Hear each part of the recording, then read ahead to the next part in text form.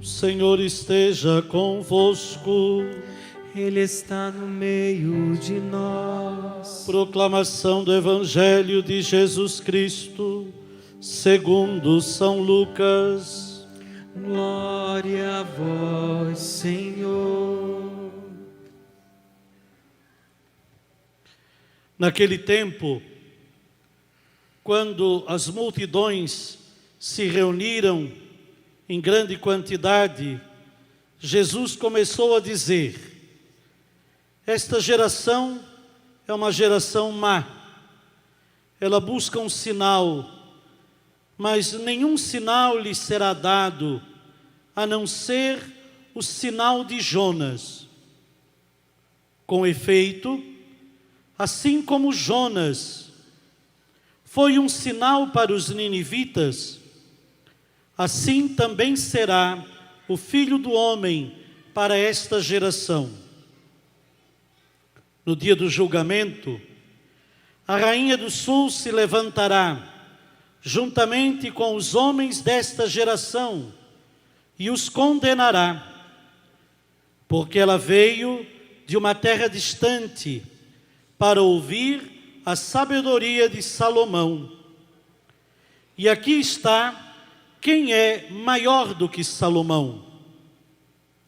No dia do julgamento, os ninivitas se levantarão juntamente com esta geração e a condenarão, porque eles se converteram quando ouviram a pregação de Jonas. E aqui está quem é maior do que Jonas. Palavra da salvação. Glória a vós, Senhor. Louvor e glória a ti, Senhor. Cristo, palavra de Deus. Cristo, palavra de Deus. Louvor e glória a ti, Senhor. Cristo, palavra de Deus. Cristo, palavra de Deus.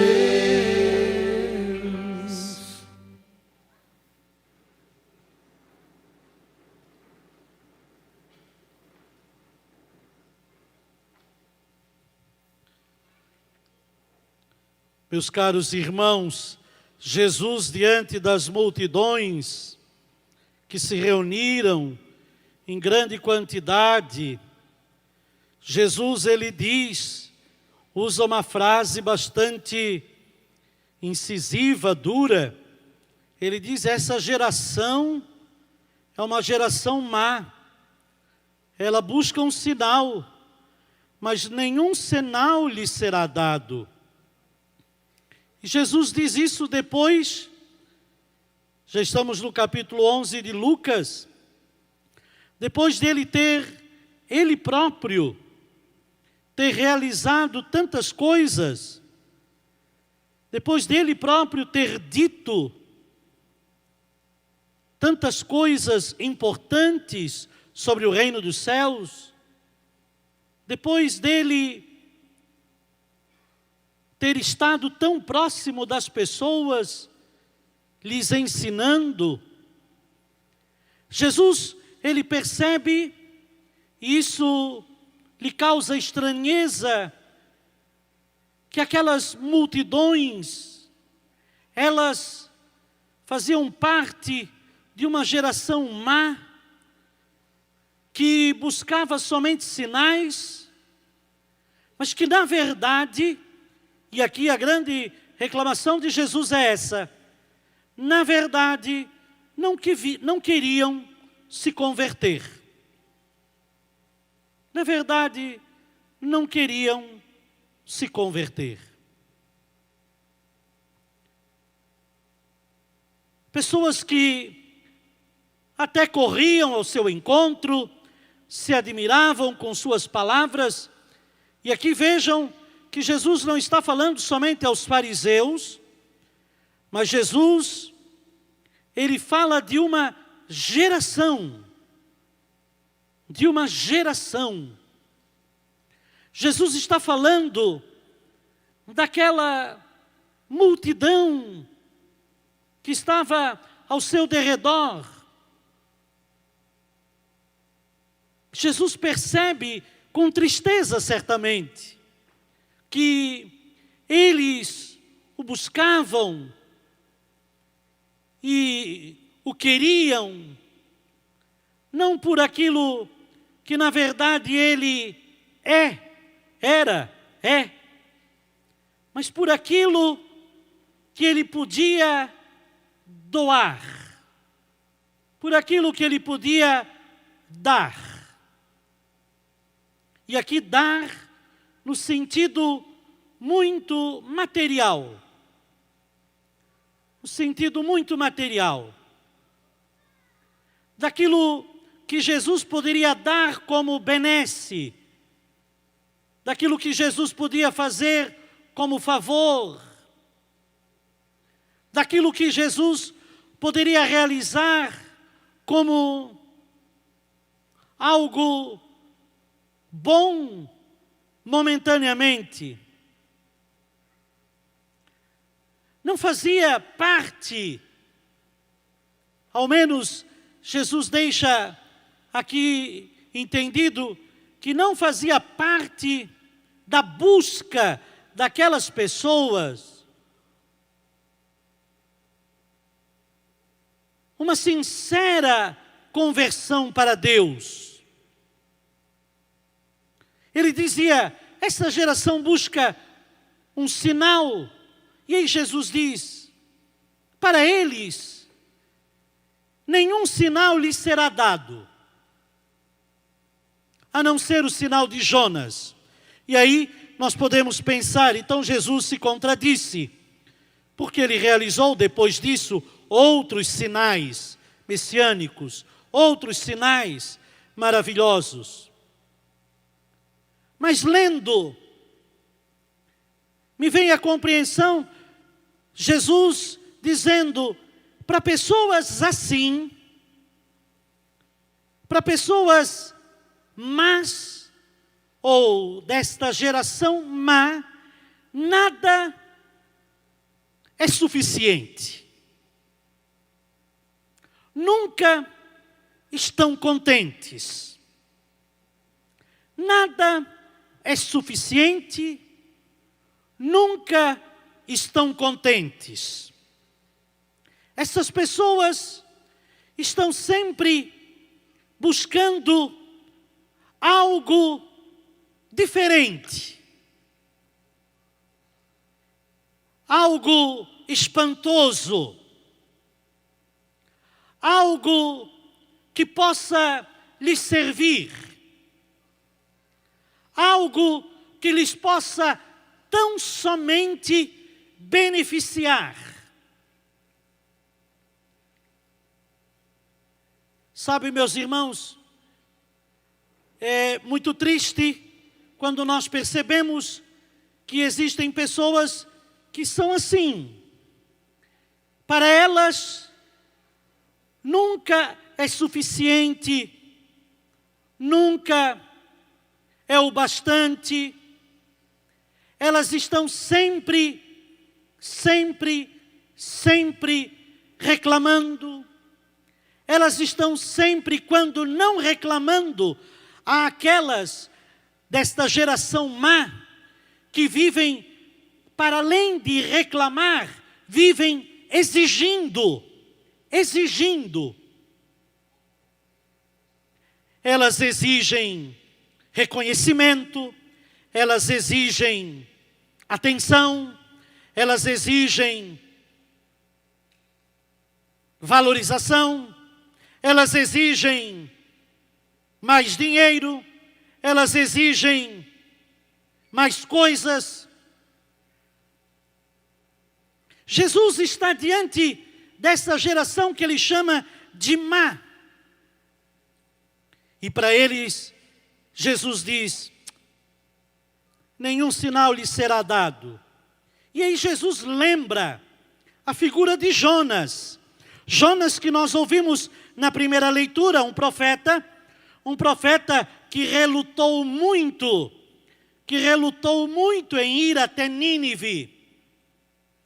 porque ele temia em dizer as verdades que precisavam ser ditas a Nínive e aos ninivitas.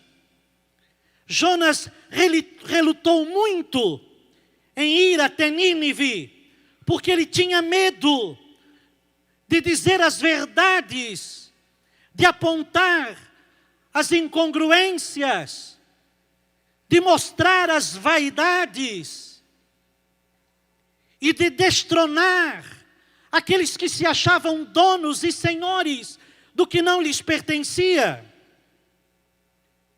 Jonas teve muita dificuldade, tentou fugir. E esta é uma tentação que muitas vezes os profetas têm, porque ser profeta, meus irmãos, não é ser agradabilíssimo. Ser profeta, como Jesus não foi,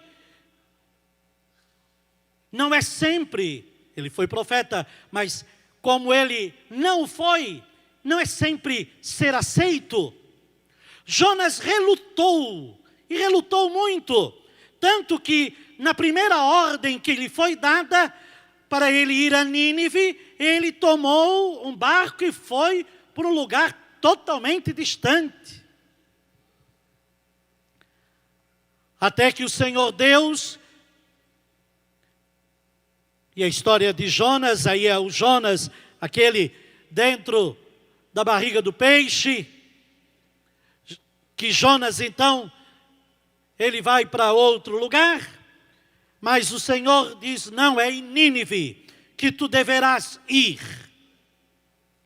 Jonas, que preferia ficar no silêncio a ter que falar, preferia ficar no silêncio a ter que denunciar, preferia ficar no silêncio a ter que dizer a verdade que iria mexer profundamente e que só ela poderia, de fato, operar uma verdadeira conversão, a fim de que os ninivitas mudassem de conduta e deixassem da sua soberba, da sua arrogância e do seu ensenhoreamento, sendo donos das coisas.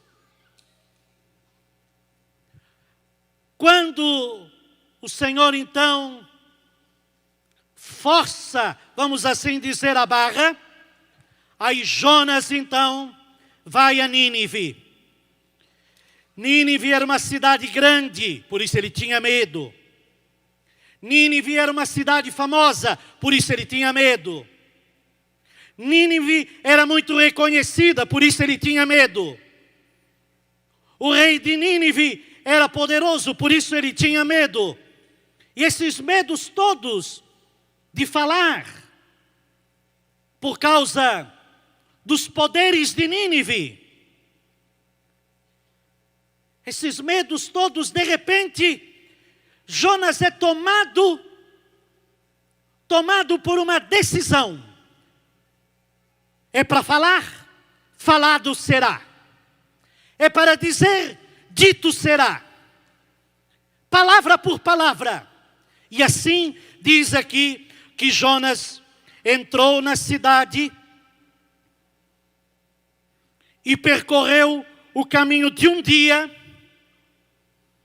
e pregava ao povo dizendo, e aí ele pregou a conversão, e ele pregou o que precisava ser dito, ele anunciou a palavra que era para ser dita e o que era para ser realizado. E olhe, ele que imaginava que sua palavra iria causar-lhe dano, ele que antes se intimidara, ele fica espantado, porque a palavra de Jonas, a pregação de Jonas, chegou inclusive aos ouvidos do rei de Nínive. E o rei de Nínive então levantou-se do trono, pôs para o seu lado, tirou o manto real, se vestiu de saco, sentou-se em cima de cinza. Estão lembrados, semana passada recebemos cinzas de penitência e fez proclamar um decreto chamando a todos, homens, animais, bovinos, ovinos, todos, a um grande jejum. E um jejum não apenas ritual, mas um jejum com sinceridade de coração. Porque, dizia, homens e animais rezarão a Deus com força para afastar-se do caminho mau e das suas práticas perversas. E assim Deus os perdoará.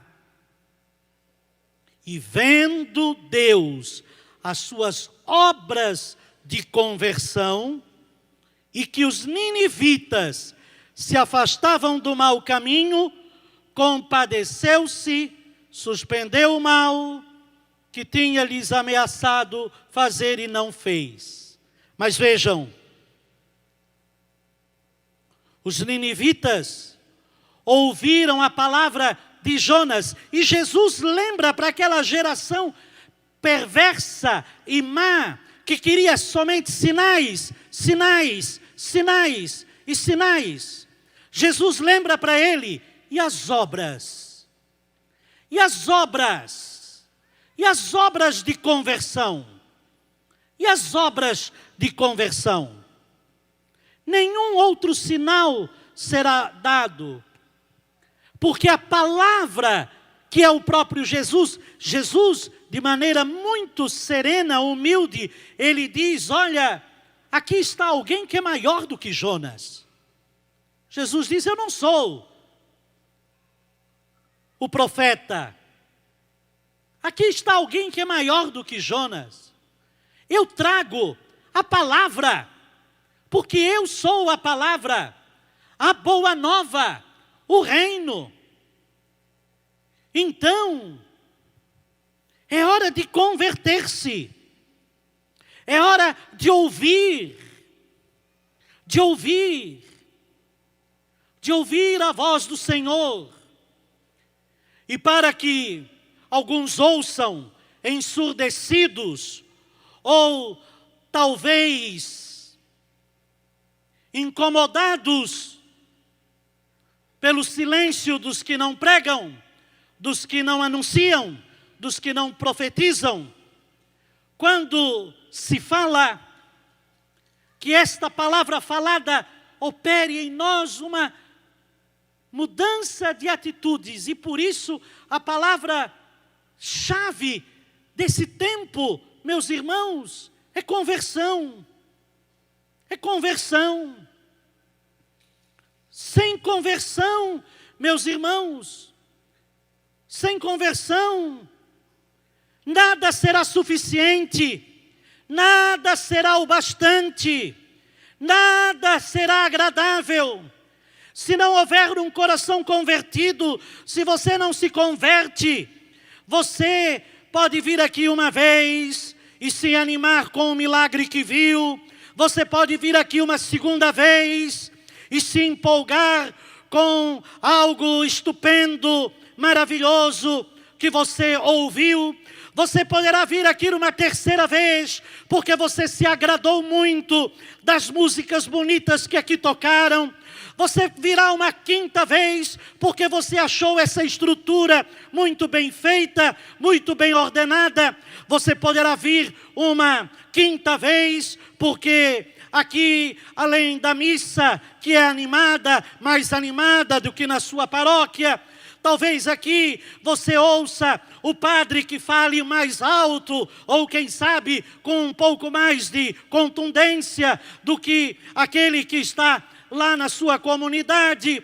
E se você vem e você se admira que tem uma casa de retiros, e você se admira que tem uma obra bonita, e você vê este sinal, vê aquele outro sinal, vê o outro sinal, você vê e fica maravilhado com os pães das graças apresentados diante do altar, e você fica maravilhado com os retiros que aqui acontecem, que são bem feitos, bem realizados, com dinâmicas, dos congressos muito floridos, e você fica feliz com tudo isso. Mas se você, meu irmão, não se converte, tudo isso não será suficiente para a sua salvação. Amém, meu irmão? Amém, minha irmã? Ah, não, é verdade. E aí nada será suficiente. Nada será suficiente. E você será cada vez mais exigente. E você vai exigir sempre mais do outro. Você vai exigir sempre mais. E você vai exigir sempre mais. E se você recebeu flor, você vai querer mais flor. E se você recebeu aplauso, você quererá mais aplauso. E se você recebeu uma cura, você vai querer uma cura ainda maior. Se você ouviu uma música belíssima, você vai querer que seja sempre muito bem orquestrado. E no dia em que não for bem orquestrado, você vai sair falando que não estava bom. E aí é capaz de você abandonar, porque você não se agradou.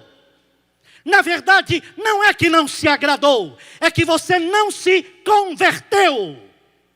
Amém? E nós não estamos aqui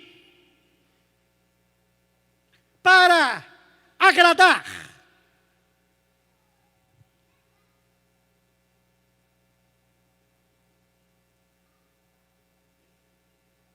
Missa carismática não é sessão de massoterapia, onde você sai levinho só.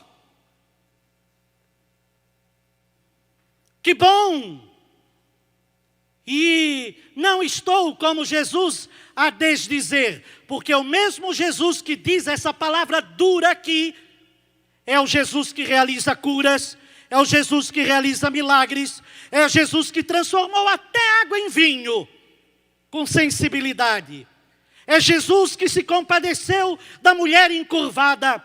É Jesus que deu atenção para a adúltera. É Jesus que lembrou que é preciso acolher o pródigo. Mas Jesus, este Jesus do Evangelho, desta quarta-feira, da primeira semana da Quaresma, ele está dizendo: olha, nenhum sinal lhe será dado, a não ser o sinal de Jonas. Jonas foi um sinal para os ninivitas, e assim também será o Filho do Homem. E por isso, queridos, o grande sinal. E por isso, sabe qual é a hora decisiva que alguém realmente mostra quem ela é? É quando ela está diante do grande sinal. E o grande sinal é a cruz de nosso Senhor e Salvador Jesus Cristo. E a cruz não é um penduricalho de parede. A cruz não é um penduricalho de pescoço. Sim, que bom que podemos colocá-la nas paredes e podemos tê-la em nossos pescoços. Não a transformemos em penduricalho, não a transformemos em adorno, não a transformemos em objeto de decoração. A sincera conversão vem, meus irmãos, quando eu permaneço como Maria e como João aos pés da cruz, mesmo sem entender, sofrendo, doendo, na enfermidade, abandonado. O sinal de Jonas é o Cristo abandonado na cruz. E só a conversão a Cristo Jesus, esta é que vai nos marcar com um sinal para o dia do julgamento. Porque o Evangelho de hoje termina dizendo: no dia do julgamento, os ninivitas que se levantarão junto com esta geração e a condenarão, porque eles se converteram quando ouviram a pregação de Jonas. E esta geração, que viu sinais, milagres, maravilhas, que louvou, cantou, dançou, retirou-se, congressou, esta geração viu alguém que é maior do que Jonas e não se converteu. No dia do julgamento, sim, a primeira semana da Quaresma começa lembrando para nós, haverá um dia do julgamento. E no dia do julgamento, o que vai pesar na balança são as obras de verdadeira conversão. As obras de verdadeira conversão. Por isso que a palavra da Quaresma, ela é tão incisiva, ela é tão exigente, ela é tão instigante, mas ela nos enche de esperança, porque temos a Quaresma toda. Temos a Quaresma toda. Jonas pregou durante um dia só, e durante 40 dias os ninivitas, eles fizeram penitência. Nós temos a nossa vida, temos a Quaresma desse ano. Temos mais uma Quaresma nesse ano. Minha 51ª Quaresma de vida. A 94ª Quaresma de vida do seu Angelino. A 78ª da Dona Maria Umbelino. A tua que é grandão, quantas quaresmas tu já tem?